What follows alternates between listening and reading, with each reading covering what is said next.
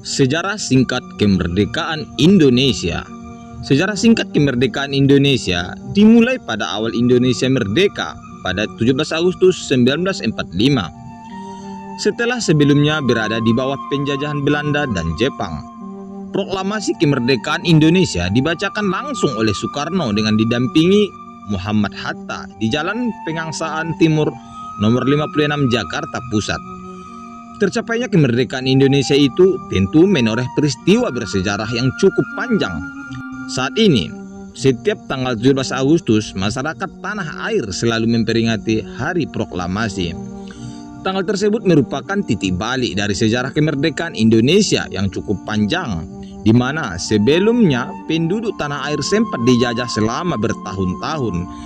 Sebelum memproklamasi terjadi, terdapat banyak peristiwa penting yang melatar belakanginya. Pada bulan Agustus ini, Indonesia merayakan hari jadinya.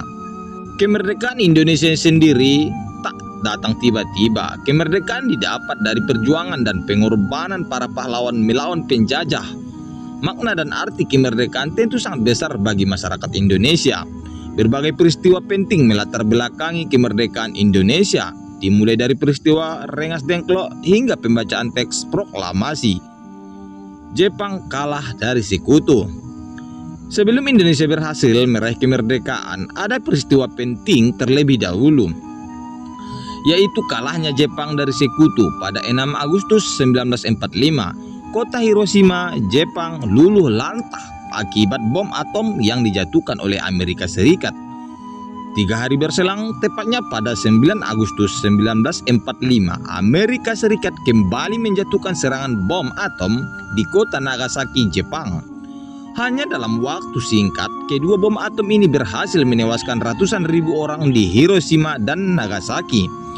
Akibatnya, Jepang yang sudah kalah telak terpaksa menyerah kepada Sekutu, yang sekaligus menjadi penanda berakhirnya Perang Dunia Kedua. Jepang pun berusaha agar berita kekalahan mereka tidak terdengar oleh rakyat Indonesia. Akan tetapi, pada akhirnya para golongan muda mengetahui berita kekalahan Jepang.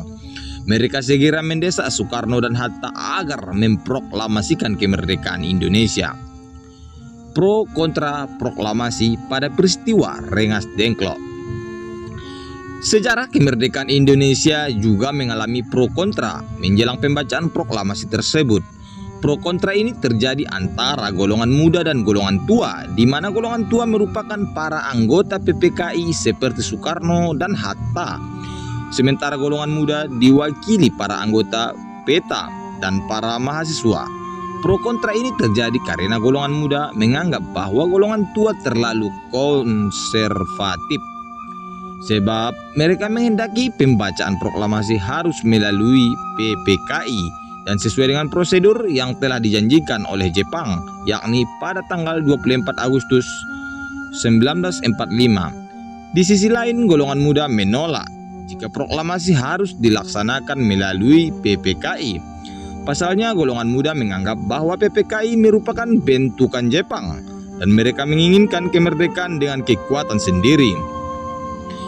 Sultan Syahrir yang termasuk dalam golongan muda merupakan tokoh pertama yang mendesak Soekarno-Hatta untuk segera melaksanakan proklamasi. Selanjutnya, rapat resmi dilangsungkan di Pengangsaan Timur Jakarta pada 15 Agustus 1945 yang dihadiri oleh Johar Nur, Subianto, Armansyah, Khairul Saleh, Kusnandar, Wikana, Margono, dan Subadio. Hasil rapat yang dipimpin oleh Khairul Saleh tersebut memutuskan bahwa kemerdekaan Indonesia tidak harus menggantungkan pada pihak lain dan merupakan hak rakyat.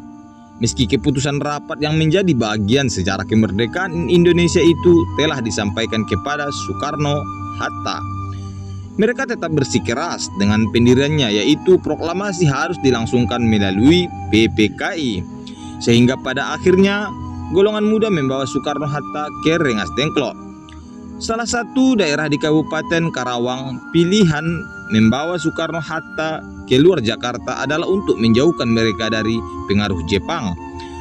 Pengaman Soekarno-Hatta ke Rengas Dengklok dibantu dengan perlengkapan tentara PETA.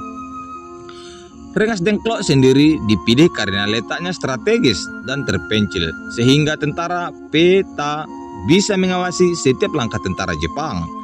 Perumusan teks proklamasi kemerdekaan.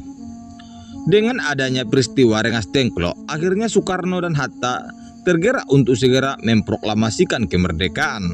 Rapat perumusan teks proklamasi pun digelar di rumah Laksmana Tadashi Maeda. Rapat perumusan teks proklamasi pun digelar di rumah Laksmana Tadashi Maeda pada tanggal yang sama, dihadiri oleh beberapa anggota golongan muda. Di sana rumusan teks proklamasi ditulis oleh Soekarno dan diketik oleh Sayuti Melik dengan beberapa perubahan. Pembacaan teks proklamasi. Usai teks proklamasi selesai ditulis, terjadilah hari paling bersejarah bagi bangsa Indonesia. Kemerdekaan Indonesia ditandai dengan pembacaan teks proklamasi oleh Soekarno pada 17 Agustus 1945. Pembacaan tersebut dihadiri oleh para tokoh pergerakan kemerdekaan dan seluruh rakyat Indonesia yang ingin menyaksikan buah hasil dari perjuangan para pahlawan dan tokoh penting yang membawa mereka kemerdekaan. Upacara pembacaan teks proklamasi tersebut berjalan dengan lancar bertempat di kediaman Soekarno di Jalan Pengangsaan Timur nomor 56 Jakarta. Beberapa acara telah disusun dalam Hari Kemerdekaan Indonesia, seperti pengibaran bendera merah putih dan sambutan oleh wali kota pada saat itu, yaitu Suwiryo dan Muwardi. Penyebaran berita proklamasi. Segera begitu Soekarno membacakan teks proklamasi, kabar kemerdekaan Indonesia langsung tersebar hingga ke seluruh pelosok negeri. Pada masa itu, berita proklamasi disebarkan melalui beragam cara, mulai dari siaran radio, telegram, surat kabar, pamflet, hingga dari mulut ke mulut. Adapun tokoh yang menyebarkan berita proklamasi adalah sebagai berikut: Soekarni, Suparjo, BM Diah, Syahruddin, Ki Hajar Dewantara. Selain itu mereka juga menyebarluaskan berita kemerdekaan lewat surat kabar, Suara Asia, dan juga melalui mulut ke mulut. Sekian informasi tentang sejarah singkat kemerdekaan Indonesia. Semoga informasi ini bermanfaat bagi kita semua untuk dapat mengetahui awal mula perjuangan kemerdekaan Indonesia. Merdeka!